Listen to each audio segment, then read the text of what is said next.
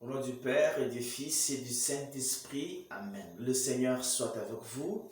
Mes frères, mes sœurs, les textes de ce 31e dimanche du temps ordinaire de l'année liturgique B nous invitent à la fidélité à Dieu.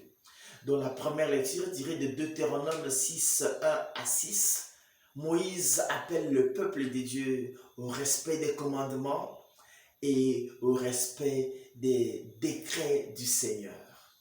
Dans le judaïsme, il y avait trois éléments qui manifestaient la grâce, la bénédiction de Dieu sur celui qui a marché ou celui qui marche sur sa route.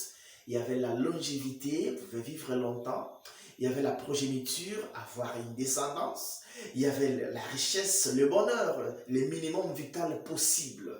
Nous qui cherchons richesse, bonheur, prospérité, la voie la plus sûre, c'est d'observer les commandements de Dieu, de marcher sur la route que le Seigneur nous a tracée.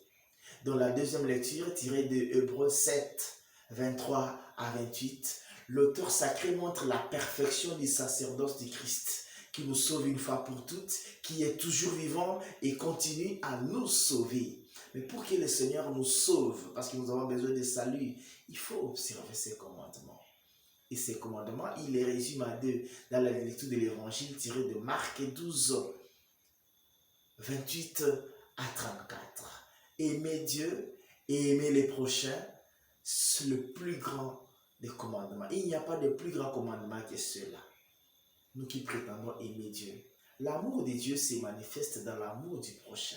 On ne peut pas prétendre aimer Dieu et continuer à haïr son frère.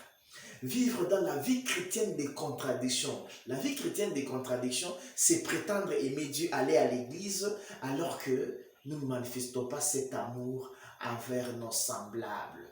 L'amour de Dieu et l'amour du prochain s'imbriquent. Il ne faut jamais dissocier les deux. Il ne faut jamais dissocier l'église du témoignage de vie.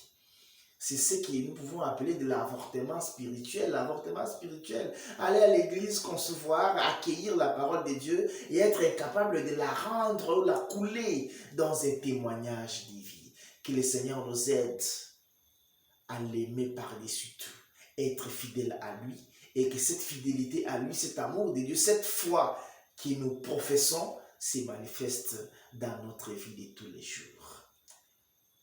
Bon dimanche à toutes et à tous, et que Dieu Tout-Puissant vous bénisse et vous garde, le Père, le Fils et le Saint-Esprit. Amen.